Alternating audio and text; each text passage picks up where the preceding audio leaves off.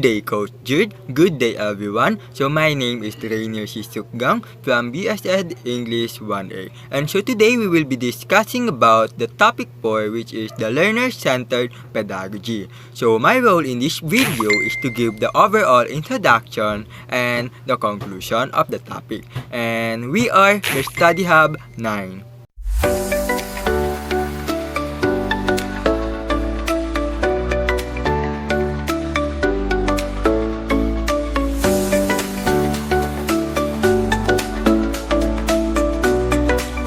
So learner-centered pedagogy views learners as active participants in their own learning, with their education shaped by their interests, prior knowledge, and active investigation. So in the learner-centered class, the responsibility for learning is placed on the student and is more cooperative rather than solely based on the instruction from the teacher. So now let's talk about the delivery modalities. So it refers to a learning delivery modality where learning takes place between the teacher and the learners and who are geographically remote from each other during instruction. So the following are the modalities in teaching students are face-to-face, blended learning, technology-based or e-learning, and distance learning. So what is face-to-face? So face-to-face is an instructional method where course contents and learning materials are taught in person to a group of students, and this allows for a live interaction between a learner and instructor. So it is the most traditional type of learning instruction, and there is opportunity for active engagement, immediate feedback, and socio-emotional development of the learners. So the next is the blended learning. So blended learning is an approach to learning that combines face-to-face and online learning experiences. So students learn via electronic and online media as well as the traditional face-to-face teaching. So next is the technology-based or online e-learning. So it constitutes learning via electronics technology, including the internet, satellite broadcast, audio and video conferencing, bulletin boards, chat rooms, webcast, and CD-ROM. So this fosters greater accessibility to learning by offering anytime and anywhere delivery of information. So online learning, on the other hand, refers to the idea of using online tools or learning. So an online course implies a distance between the students and the teachers. So lectures, assignments, tests are enabled by virtual platforms, while e-learning typically refers to the online interactions between the students and the teacher.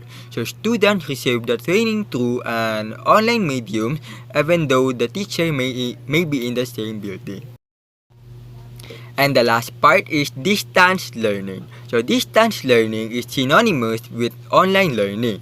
So it is a method of study where teachers and students do not meet in classrooms, but learning materials are sent through the internet, emails, mails, etc. to have classes. Hi, I am Angel S. EBOL from Study Hub number 9, and I am Study Hub member number 2. So for my discussion, I am going to discuss about the structure for facilitating learner-centered teaching. So when we say structures for facilitating learner-centered teaching, it is a potent tool to help pre-service and practicing teachers understand the fundamental pedagogical principles, processes, and practices that are anchored on learner-centeredness and other educational psychologies, as they apply to facilitate the delivery of teaching and learning in the current educational milieu. There are several ways to structure learning, each with its own approach. First, we have the formal education. So it is a traditional classroom learning with a teacher's leading instruction. Think lectures and textbooks. Examples, attending a university. For the second one, we have the alternative learning system, or what we know as ALS. So it is a flexible education outside of traditional schools, designed for those who can't attend regular classes. Let's say, for example, online courses for working adults. And here in alternative learning system, it can include non-formal education or known as NFE, informal education or known as INFED, and we have the mobile teachers. So for non-formal education, it is learning outside of formal schools, often in community settings. Example, adult literacy programs. So for informal education, it is learning through everyday experiences. Example, learning to cook by watching your parents. While in mobile teachers, it is teachers who travel to remote areas to provide education to those without access to schools. Example, a teacher bringing literacy classes to a rural village. And next, we have the alternative delivery modes, or what we know as ADM. So this refers to the non-traditional education program recognized by the Department of Education, which applies a flexible learning philosophy and a curricular delivery program that includes non-formal and informal sources of knowledge and skills. And alternative delivery modes, or ADMs, offers flexible ways to get an education. So we have the modified in-school, off-school approach, or what we know as MIMOSA. So this divides classes into in-school and off-school groups, rotating to provide flexibility. Let's say, for example, half of the class attends regular classes and the other half studies independently. Then they switch. So that is the modified in-school, off-school approach. The second one, we have the enhanced instructional management by parents, community, and teachers, or also known as E-Impact. So here, it uses a peer learning and community involvement to overcome resource limitations. Let's say, for example, students learn from each other with support from parents and community members. And for the last one, we have the Open High School Program, or also known as OHSP. So this one, it talks about the distance learning for students who can't attend regular school. Example, students learn using self-study materials at home. Good day everyone, I am SHERHAN JACINTO from BSED English 1A. I will discuss to you the 26 learning-centered instructional strategies that aims to engage students, promote active learning, and foster academic success by shifting the focus of teacher-centered for learner-centered approaches. Educators can create a more inclusive, interactive, and effective learning environment.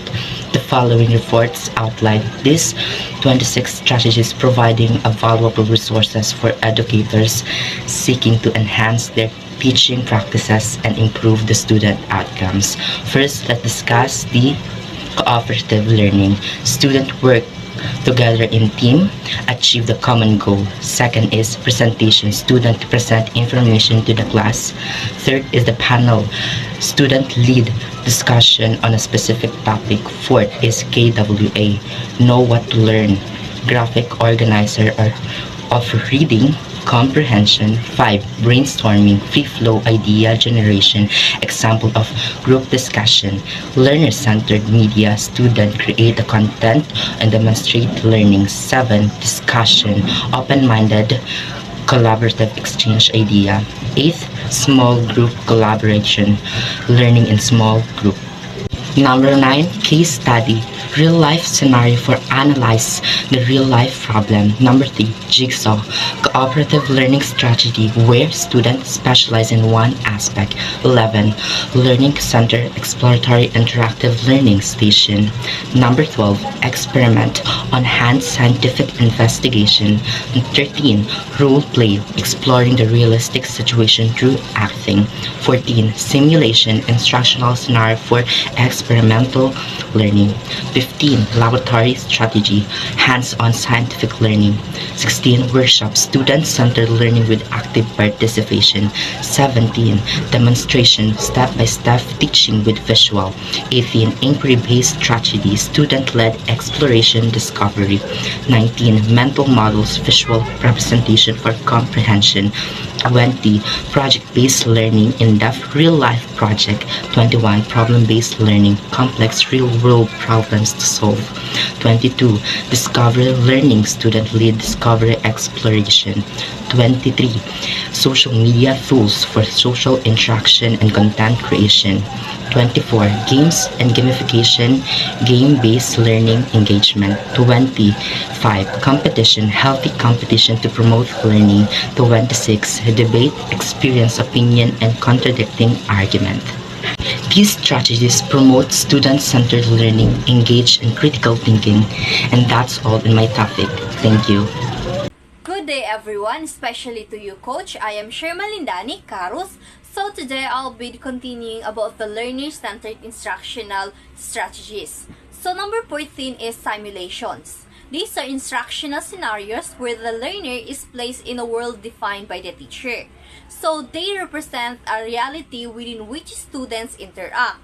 Number 15 is laboratory strategies. Laboratories are wonderful setting for teaching and learning science. They provide students with opportunity to think about, discuss, and solve real problems. 16 is workshop. It is a teaching structures that pushes students to be creative and responsible in their own learning. Number 17 is demonstration. It is the teaching methods used to communicate an idea with the aid of visuals such as the flip charts, posters, PowerPoint, and etc. Number 18 is inquiry-based strategies. So this is an approach to learning that emphasize the students' roles in the learning process. Number 19 is mental model.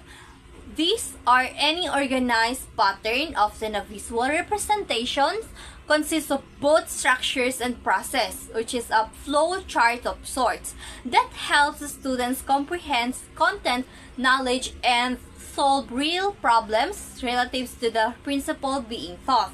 Number 20 is project-based learning. So this is a teaching method which is students gain knowledge and skills by working for an extended period of time to investigate and respond to the authentic, engaging, and complex questions, problems, and challenge.